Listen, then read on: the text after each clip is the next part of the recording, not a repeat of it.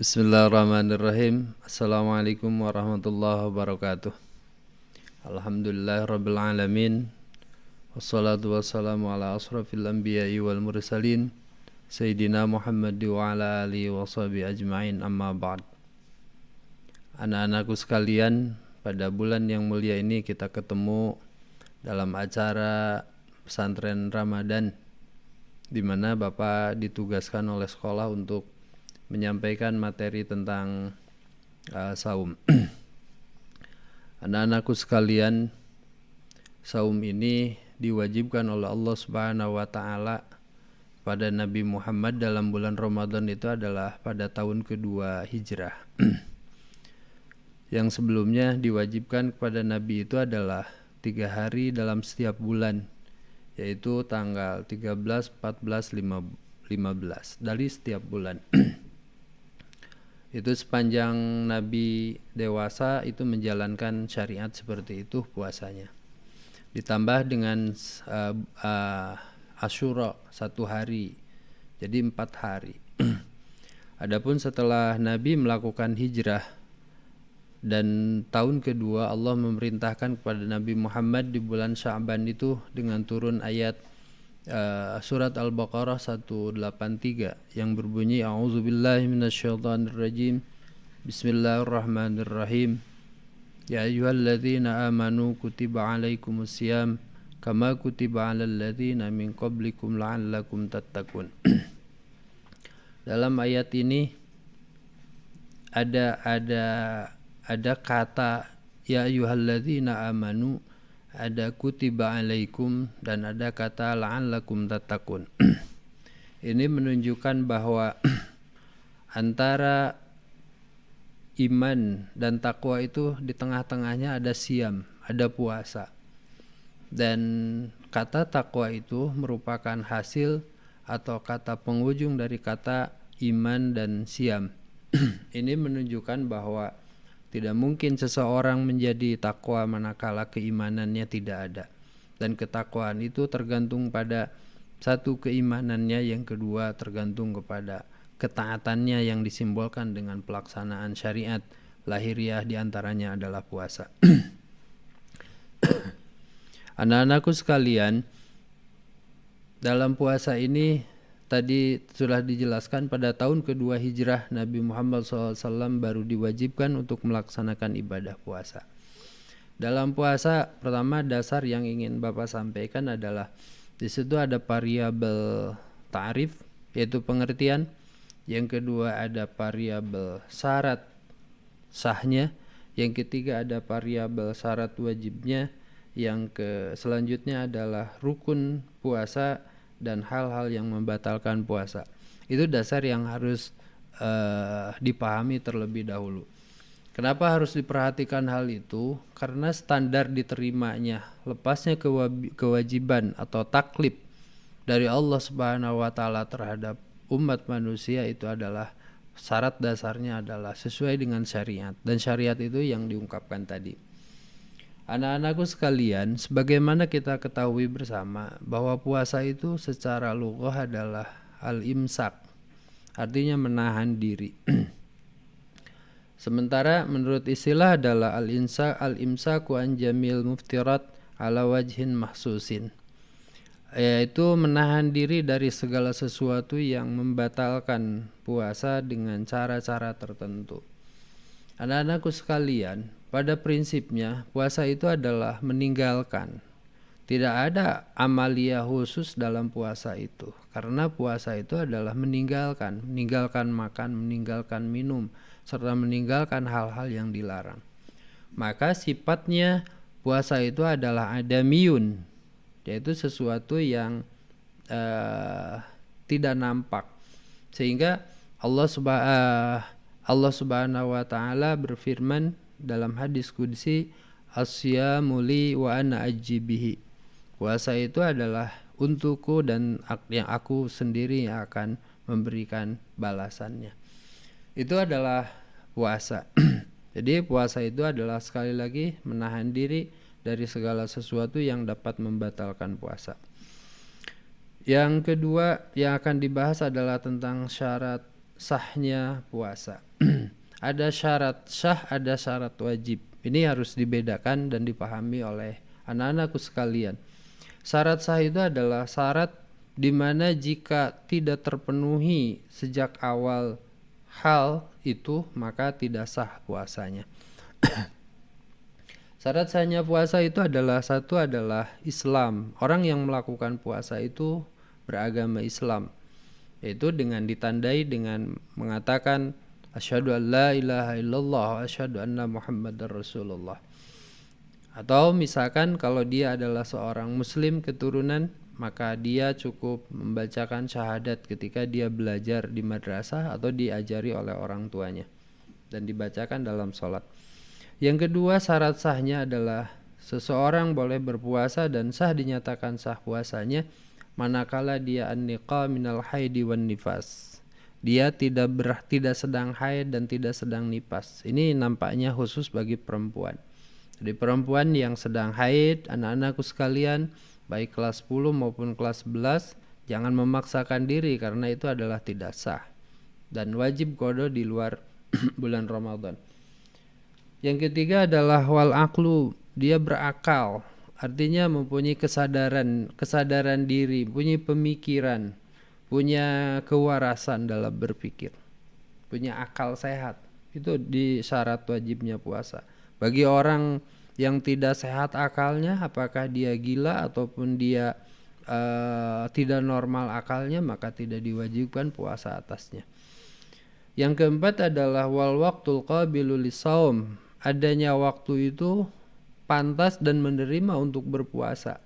Artinya puasa diwajibkan itu dalam bulan Ramadan. Di bulan Ramadan itu bukan puasa wajib, kecuali itu namanya adalah kalau dia tertinggal di bulan Ramadan, maka di bulan lain itu namanya qada. Jadi itu 4 hal yang harus diingat. Satu adalah muslim, yang kedua bersih dari haid dan nifas, yang ketiga berakal, yang keempat adalah waktu menerima untuk puasa. Bagi yang tidak qada itu tidak sah puasa di bulan Syawal umpamanya, tidak sah puasa di bulan Rajab atau di bulan lain-lainnya dengan atas nama puasa wajib Ramadan, tidak. Anak-anakku sekalian, yang selanjutnya adalah syarat wajib puasa. Tadi syarat sah diterimanya puasa, ini akan dibahas tentang syarat wajibnya puasa. Bagi siapa puasa itu wajib? Pertama adalah bagi seorang muslim, karena muslim itu adalah ahlul ibadah. Dia telah menyatakan kesaksiannya dan menunjukkan kepatuhan terhadap Allah Subhanahu wa taala. Maka wajib dia adalah syariat-syariat Islam. Adapun bagi yang non-muslim, maka tidak diwajibkan seluruh kegiatan ibadah. Mereka hanya wajib menauhidkan Allah Subhanahu wa taala. Salat tidak wajib kepada mereka, puasa tidak wajib kepada mereka, tapi induk keyakinan tauhid kepada Allah itu menjadi kewajiban tergantung kepadanya sampai dia meninggal. Anak-anakku sekalian, syarat wajib puasa yang disebut tadi, syarat wajib puasa itu 3. Satu, dia adalah seorang muslim. Yang kedua adalah wat taklif. Dia artinya sudah balik dan mampu dan usianya itu sudah taklif. Taklif artinya usia pantas untuk menerima perintah dari Allah Subhanahu wa taala. Dalam Sabinah disebutkan usia taklif itu adalah manakala dengan tanda-tanda dia keluar mani, terus mimpi dengan lawan jenis, atau haid bagi perempuan, atau usia 15 tahun maksimal dan 9 tahun. Itu tanda-tanda taklif. Disertai dengan kesehatan akal. Dia taklif tapi tidak sehat akalnya, maka dia tidak diwajibkan, tidak sah puasanya, tidak wajib puasanya. Yang ketiga adalah syarat wajib puasa itu adalah al-qudratu ala saum. Dia mampu melaksanakan puasa. Orang yang mampu melaksanakan puasa itu adalah al-itaqah, adanya kemampuan untuk melakukan puasa. Bagaimana dengan orang yang tidak mampu melakukan puasa? Dalam Al-Quran disebutkan wa 'alal ladzina yutiqunahu fidyatun. Bagi orang-orang yang dia ditaklif untuk melakukan puasa, tapi dia tidak mempunyai kemampuan untuk menunaikan ibadah puasa, maka dia tidak wajib berpuasa, akan tetapi baginya dianjurkan, diwajibkan untuk mengeluarkan fidyah. Itu namanya wal qudratu 'ala shaum, mampu untuk melakukan puasa. Kalau orangnya misalkan gini, seseorang dalam usia lanjut, apakah dia wajib berpuasa? Dia pijah. Tapi kalau berpuasa itu adalah lebih baik bagi dia. Bagi ibu-ibu yang sedang hamil atau menyusui, apakah dia mampu berpuasa? Kalau tidak mampu untuk berpuasa karena lemas ataupun karena kekhawatiran terhadap janin atau bayi yang ada di sampingnya, maka tidak wajib baginya adalah berpuasa. Tapi wajib baginya nanti kemudian hari adalah melakukan qadha dan mengeluarkan fidyah jika ada unsur kekhawatiran terhadap di luar dirinya. Itu anak-anakku sekalian tentang syarat sah dan syarat wajib. Kalian bisa mengulangnya kembali. Syarat sah ada 4, syarat wajib ada 3. Tolong bedakan secara jelas. Selanjutnya, apa yang dilakukan sebenarnya dalam puasa? Di situ disebut dengan apa yang dilakukan dalam puasa itulah yang disebut dengan rukun. Maka rukun puasa itu hanya 2. 1 niat lailan likulli yaumin. Berpuasa yaitu niat dalam setiap malam untuk setiap hari. Harus berniat. Sehingga kan dalam hadis Nabi disebutkan, hadis riwayat Imam Ad-Daruqutni menyebutkan malam yubayyitis siyama qabla al-fajri fala siyama lahu. Barang siapa yang tidak berniat di malam hari untuk berpuasa sebelum fajar keluar, fala siyama lahu, maka puasanya tidak ada. Artinya bagi dia itu adalah wajib imsak pada hari itu, tidak boleh makan dan minum dan melakukan hal-hal yang dilarang dalam puasa, tapi dia sebenarnya tidak berpuasa dan dia wajib qada di luar bulan Ramadan. Itu pentingnya niat. Tadi sebagaimana diungkapkan dalam hadis riwayat Imam Ad-Daruqutni yang menyatakan man lam yubayyitis siyama qabla al-fajri fala siyama lahu. Itu penting dicatat. Adapun ungkapan niat, ini perlu dipahami, niat itu adalah pekerjaan hati, bukan pekerjaan lisan. Maka kata niat itu adalah sesuatu yang harus didetakkan dalam hati, sesuatu yang harus dinyatakan dalam hati, sesuatu yang harus diketahui dalam hati. Bukan yang dilafalkan oleh lisan. Kalau toh misalkan orang melafalkan tentang niat, maka itu adalah membantu hati untuk lebih konsentrasi dan meresapkan kata-kata itu ke dalam hati. Itu saja tujuan dari pelafalan tentang niat. Jadi sekali lagi rukun puasa itu ada 2. 1 adalah niat di waktu malam untuk setiap hari. Bagaimana kalau dia lupa untuk tidak membaca niat? Maka itu dia wajib imsak, menahan diri dari makan dan minum dari terbitnya fajar sampai terbenamnya matahari. Dan dia wajib qada di luar bulan Ramadan. Bahasa hati itu adalah bahasa yang universal. Tapi pada dasarnya mengandung unsur-unsur kehendak untuk melakukan suatu ibadah puasa, yaitu puasa Ramadan. Yang kedua menyebutkan fardiyah, yang ketiga adalah ta'yin, menentukan waktu kapan dia berpuasa. Maka sering diungkapkan kalau anak belajar itu niatnya adalah nawaitu shauma ghadin an adai fardhi sahri. Itu adalah kata wajibnya, yaitu adalah qasdul fi'li, yang kedua adalah fardiyah, yang ketiga adalah ta'yin. Ini penting dicatat oleh anak-anakku sekalian. Yang kedua adalah rukun puasa itu adalah al-imsak an jamil muftirat, menahan diri dari hal-hal yang membatalkan puasa secara fisik. Ini dasar puasa. Mana yang membatalkan puasa itu ada 4. Yaitu pertama adalah bagi yang sudah bersuami istri, yang membatalkan itu adalah pertama adalah jima di siang hari. Itu batal puasanya, gugur. Dan nanti dijelaskan jika ada waktu yang panjang akan dijelaskan tentang kewajiban-kewajiban bagi yang berjima di siang hari. Yang kedua adalah wal istimna. Dia melakukan hal yang memancing-mancing syahwat dengan sengaja sehingga keluar kalau laki-laki air mani, atau perempuan namanya istilahnya akibat karena munculnya rangsangan syahwat dalam hati, itu adalah istimna, itu adalah batal puasanya. Yang ketiga adalah yang membatalkan istiqaah.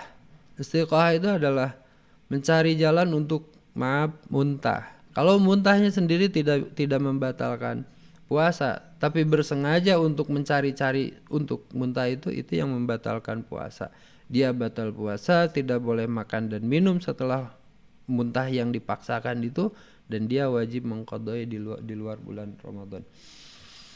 Yang keempat, yang terakhir adalah yang membatalkan puasa itu adalah dukhulu ainin ilal jauf, masuknya sesuatu benda pada mulut disengaja datangnya, itu adalah batal. Baik ain yang berupa makanan atau minuman atau sesuatu yang sifatnya wujud benda, apapun itu adalah membatalkan puasa. Jadi itu prinsip-prinsip secara umum tentang puasa. Anak-anakku sekalian, jadi bisa diulang lagi. Ingat, rukun puasa ada 2, satu niat, yang kedua menghindari hal yang membatalkan. Yang membatalkan ada 4, satu jima, yang kedua istimna, yang ketiga istiqaah, yang keempat adalah dukhulul ain ilal jauf. Anak-anakku sekalian,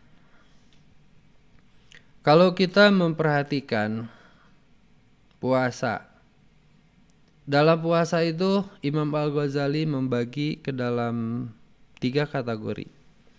Satu, kategori puasa umum. Yang kedua, puasa khusus. Yang ketiga adalah puasa khususil khusus. Apa yang membedakan dari ketiga itu? Kalau kriteria pertama yang disebut dengan puasa umum adalah puasa yang hanya di dalamnya melakukan aktivitas meninggalkan makan dan minum, serta yang membatalkan yang 4 itu, maka itu adalah puasa umum. Semua orang wajib melakukan itu. Orang yang mukallaf, apakah dia seorang orang biasa atau seorang yang berilmu tinggi atau dia seorang pejabat, maka standar itu adalah wajib. Puasa umum itu wajib, di mana dia menghindari dari makan dan minum, serta dia menghindari dari hal-hal yang dapat membatalkan puasa. Yang 4 itu standar wajib untuk semua orang. Semua orang yang berpuasa itu wajib melakukan itu. Itu disebut dengan puasa umum. Puasa umum ini adalah puasa di mana dia tidak akan dipertanyakan tentang kewajiban tentang puasanya itu. Dalam pengertian bahwa dia telah menunaikan sehingga akan terlepas daripadanya taklif untuk melakukan puasa di kemudian hari setelah puasa itu dilaksanakan. Adapun apakah puasa itu diterima atau tidak, wallahu alam. Jika Allah menghendaki diterima. Jika Allah tidak, ya karena baru standar mematuhi perintah. Yang kedua, menurut Imam Al-Ghazali itu adalah puasa yang disebut dengan puasa khusus. Puasa khusus itu adalah puasa yang memenuhi standar pertama, itu harus.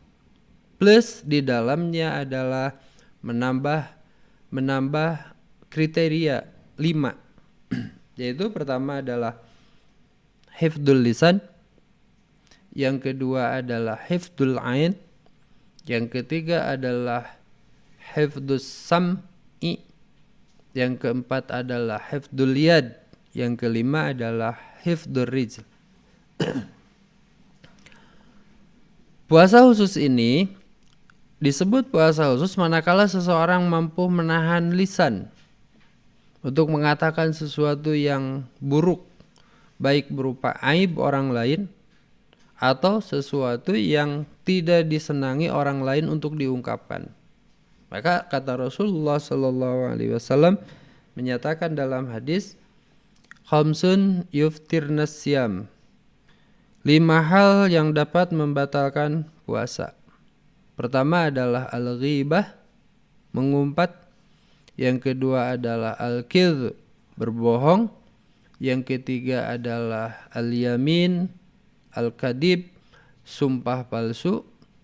Yang keempat adalah an-namimah, mengadu domba antara satu orang lain dengan orang lain, ngompor-ngompori sehingga orang pecah silaturahminya dan timbul permusuhan. Itu adalah membatalkan puasa. Dan yang kelima adalah an-nadru bis-sahwah, melihat dengan syahwat.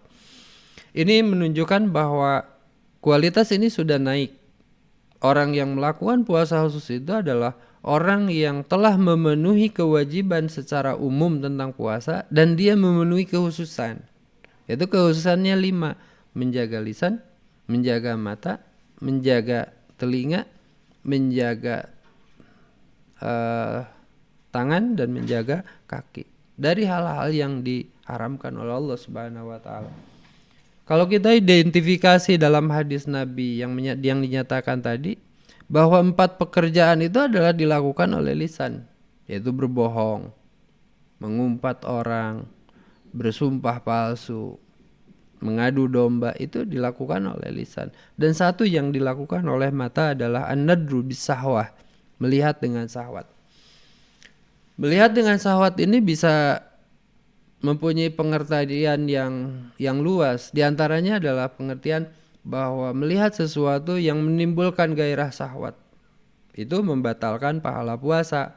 Maka sedikitnya jalan-jalan dikurangi, sekiranya tidak perlu janganlah. Kalau toh terpaksa keluar dan melihat sesuatu yang membangkitkan syahwat, maka cepat katakan, ini shaimun, ana shaimun, saya sedang berpuasa, ana shaimun, saya sedang berpuasa. Lalu istighfar kalau itu adalah mengganggu hati kita.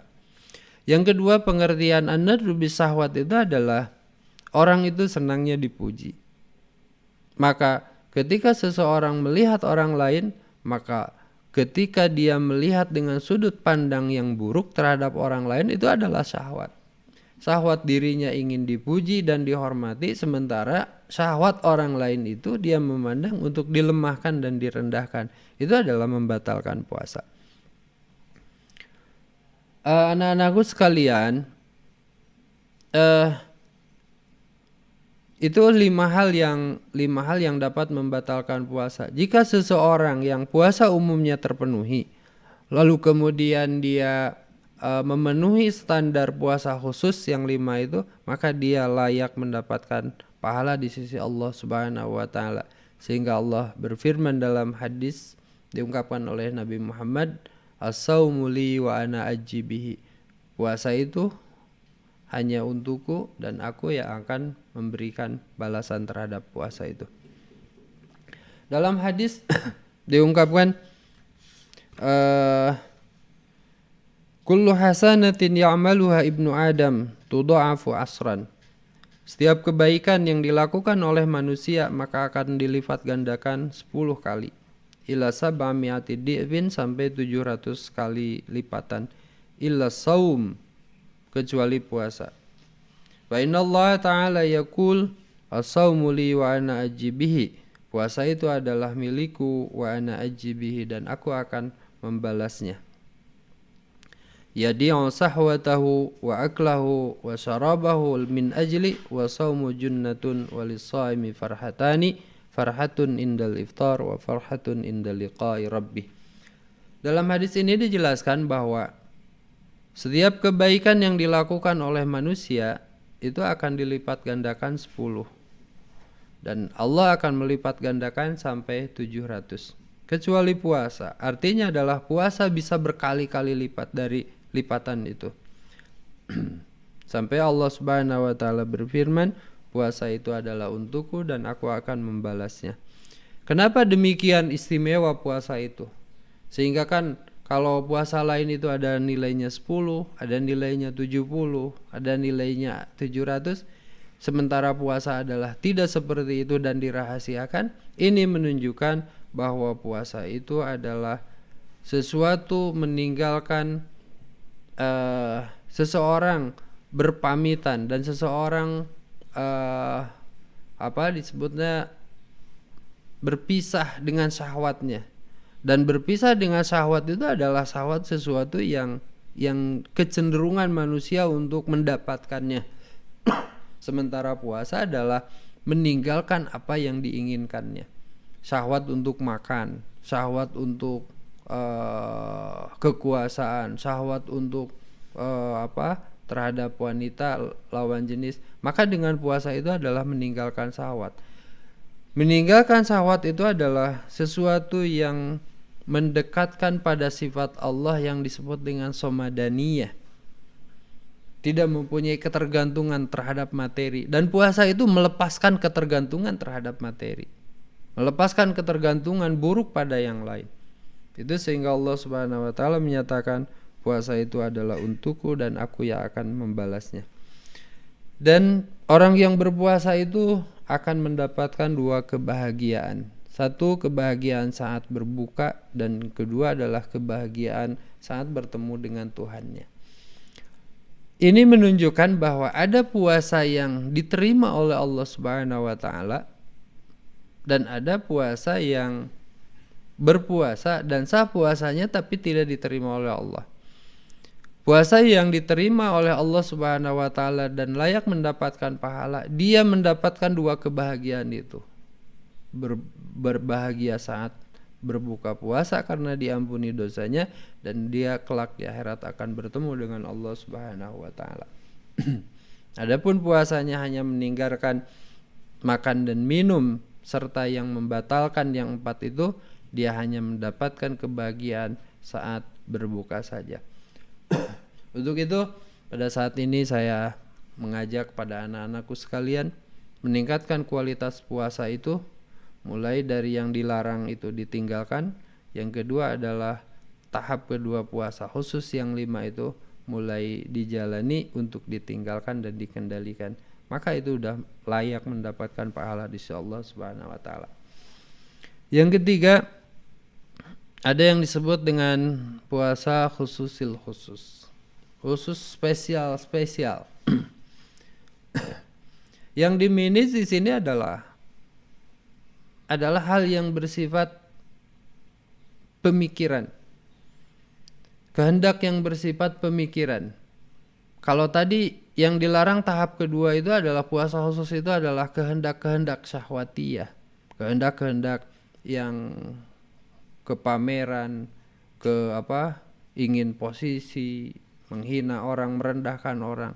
Tapi puasa khusus itu adalah dia naik, semua sudah dilewati yang 2 itu, dan dia masuk ke dalam tahapan yang ketiga, yaitu dia meninggalkan pemikiran-pemikiran. Dia tidak memikirkan sesuatu himmatud daniyah, pemikiran-pemikiran yang tidak pantas dipikirkan dia tinggalkan. Yang kedua, dia meninggalkan an-afkari dunyawiyah, memikirkan dunia yang tidak perlu dipikirkan. Misalkan memikirkan makan, padahal kita setiap hari makan, kenapa harus dipikirkan untuk makan? Kita akan berbuka apa? Padahal setiap hari kita berpuasa adalah berbuka. Kenapa memikirkan? Dan yang paling tinggi dari pemikiran yang ditinggalkan adalah meninggalkan pemikiran dari sesuatu amma siwallah, tidak memikirkan sesuatu selain Allah. Semua punya Allah, semua dikuasai Allah, semua dikendalikan oleh Allah, dan semua adalah tunduk kepada Allah, dan kita meminta daripada yang pemiliknya. Itu saja dalam sesi pertama dari masalah saum yang dapat saya sampaikan. Mohon ini menjadi bekal untuk kita dalam berpuasa. Semoga ibadah puasa kita diterima oleh Allah Subhanahu wa taala. Allahumma taqabbal minna salatana wa siyamana wa qiyamana wa tadarruana wa qira'atana wa tammim taksirana ya Allah. Rabbana atina fid dunya hasanah wa fil akhirati hasanah wa qina adzabannar. Mohon maaf jika ada kekurangan. Wassalamualaikum warahmatullahi wabarakatuh.